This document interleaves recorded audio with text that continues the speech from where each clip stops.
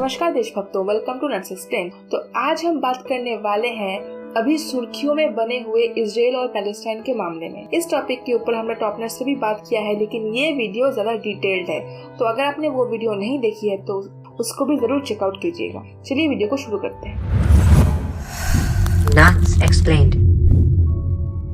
जैसा कि आप सभी को पता होगा कि इजराइल दुनिया का एकमात्र यहूदी देश है और आज के इजराइल की हिस्ट्री शुरू होती है 14 मई 1948। ओल्ड टेस्टिमेंट के हिसाब से गॉड ने अब्राहम को एक सिटी कनान, जो कि ज्योग्राफिकली आज के इजराइल में स्थित है, वहां जाने को बोला। 1000 BCE में किंग सॉल ने इजराइल मोनार्की की स्थापना की, जो कि किंग डेविड और उसके बेटे सोलोमन तक कंटिन्यू रहा। सोलोमन ने ही जेरूसलम में फर्स्ट ज्यूइश टेम्पल बनाया था और यही वो बेसिस है जिसके दम पर इजराइल, स्पेसिफिकली ज्यूज, आज जेरूसलम पर दावा करते हैं। उसके बाद जब उनका साम्राज्य ध्वस्त हो गया और उस एरिया में दूसरे लोग जैसे कि Persians, Greeks, Romans, Arabs, Egyptians, crusaders और सबसे इम्पोर्टेंट ऑटोमन एम्पायर के द्वारा रूल किया गया। इस एरिया का नाम पड़ा पैलेस्टाइन और जैसे जैसे यहाँ पर बाकी एथनिसिटी के लोग रूल करते थे,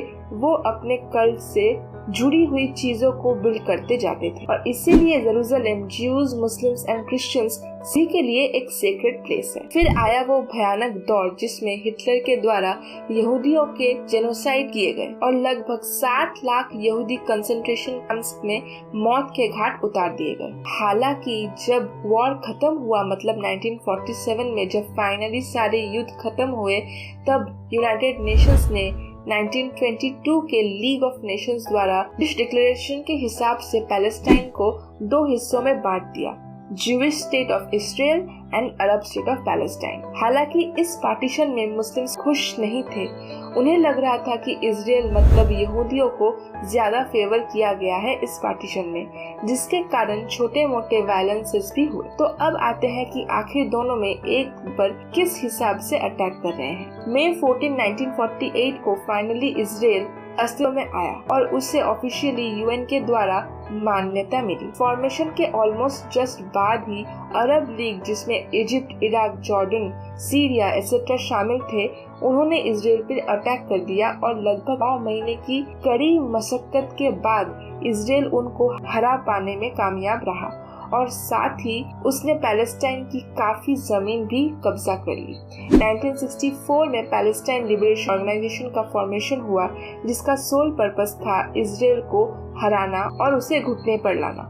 1967 में एक फिर अरब देश जैसे कि इजिप्ट, सीरिया और जॉर्डन ने सऊदी के साथ मिलकर इजराइल पर हमला किया, जिसमें मात्र 6 दिनों में ही इजराइल ने कुत्तों की तरह उन्हें हरा दिया और एक बार फिर से काफी जमीन पर कब्जा कर लिया। सेकेंड वर्ल्ड वॉर के दौरान नाजी गवर्नमेंट हिटलर ने 60 लाख यहूदियों को, 6 मिलियन यहूदियों को जान से मार दिया था। गैस की पाइपलाइन में जिंदा जला के खत्म करके मार दिया था और वहीं उन यहूदियों ने उसके बाद में अपने अलग देश की डिमांड करी थी और उसके बाद फिलिस्तीन से अलग हुआ था। तो उसी समय से आसपास के सारे मुसलमान देश इसके अगेंस्ट रहा करते थे और वहीं पे इजराइल को खत्म करने के लिए इजिप्ट और जॉर्डन के बीच में एक समझौता हो गया। समझौता था कि अगर इजराइल द्वारा हमारे मुल्क पे हमला हुआ तो दूसरा मुल्क पहले मुल्क का साथ देगा। वही हुआ। 1967 के जून में इजराइल इजिप्ट की सीमा पर युद्ध शुरू हो गया और जल्दी ये सारे अरब मुल्कों तक फैल गया। इसमें केवल अब इजिप्ट और जॉर्डन नहीं रह गए थे। इजराइल के खिलाफ इन्होंने Iraq, Kuwait, Syria, Saudi Arabia, Sudan, Algeria, सारे देशों को साथ में लिया। इजराइल को खत्म करने के लिए इन्होंने जॉर्डन को अपना बेस बनाया। जॉर्डन में आर्मी का बेस बना और इस वॉर को जून वॉर का नाम दिया गया। पर इससे पहले कि ये इजराइल पर अटैक करते, 5 जून को इजरायली एयरफोर्स ने इजिप्ट के तकरीबन 4000 फाइटर जेट को जमीन पे ही उड़ा दिया। इससे सारे दुश्मन देश घबरा गए और पूरा जंग 6 दिन के अंदर ही खत्म। 1987 में एक घटना जिसमें इजराइल फोर्सेस के द्वारा पैलेस्टीनियंस को मार दिया गया था, वायलेंस भड़क उठे थे और उसमें 100 से ऊपर लोगों की जान चली गई थी, जिसमें यहूदी और मुस्लिम्स दोनों शामिल थे। इसे फर्स्ट इंतिफादा कहते हैं। इस घटना के बाद इजराइल एंड पीएलओ के बीच एग्रीमेंट साइन हुआ, जिसे ऑस्लो अकॉर्ड्स कहते हैं, जिसमें टाइम टेबल फॉर पीस की बात की गई है। 28 सितंबर 2000 को प्राइम मिनिस्टर इलेक्शंस के लिए कंटेस्ट कर रहे थे। उन्होंने अल अक्सा मॉस्क जो कि यहूदियों के लिए सबसे पवित्र जगह है, में जाकर प्रार्थना की, तो ये चीज पैलेस्टीनियंस को काफी नाराज कर दिया एंड एज अ रिजल्ट दंगे भड़कने शुरू हो गए और ये 2000 से 2005 तक चला, जिसे सेकेंड इंतिफादा कहते हैं। उसके बाद फिर इजराइल पैलेस्टाइन में सानवी समझौता हुआ, लेकिन ये ज्यादा दिनों तक चला नहीं, क्योंकि 2006 में पैलेस्टीनियन के सेंट्रल इलेक्शन जीत कर आया हमास से बहुत से देश टेररिस्ट मानते थे। रीजंस खुद देख लीजिए। This right here is a launching pad for rockets used by Palestinian militants. Now, this type of setup is at the heart of the debate within the international community, but also between Israel and the Palestinian militants. The Israeli army has repeatedly accused Palestinian militants of shooting from within densely populated civilian areas, and that is precisely the type of setup we have right here. Rockets set up right next to buildings with a lot of residents in them, who, by the way, have not fled around here. Now,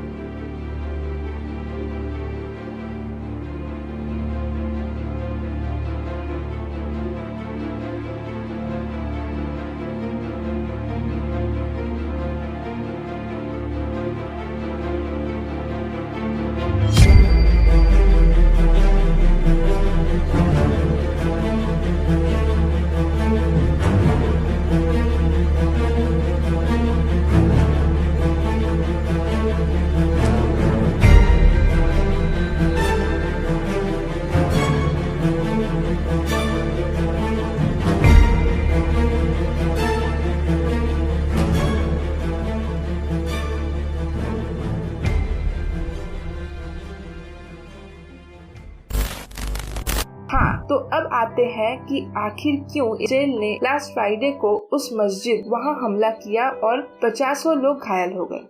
Now, top story this morning, tensions between Israel and Palestine soared once again on Friday night as Palestinian worshippers clashed with Israeli police at the Al-Aqsa Mosque. At least 178 Palestinians and 6 officers have been injured in these clashes, which erupted at Islam's third holiest site and spread to parts of East Jerusalem. Israeli police fired rubber bullets and stun grenades towards the protesters amid growing anger over the potential eviction of Palestinians from land claimed by Jewish settlers. Tens of thousands of Palestinians packed into the hilltop compound surrounding the mosque earlier on Friday for prayers. Many stayed on to protest against the evictions in the city at the core of the Israeli-Palestinian conflict. And police used water cannon mounted on armored vehicles to disperse several hundred protesters gathered near the homes of families facing potential eviction.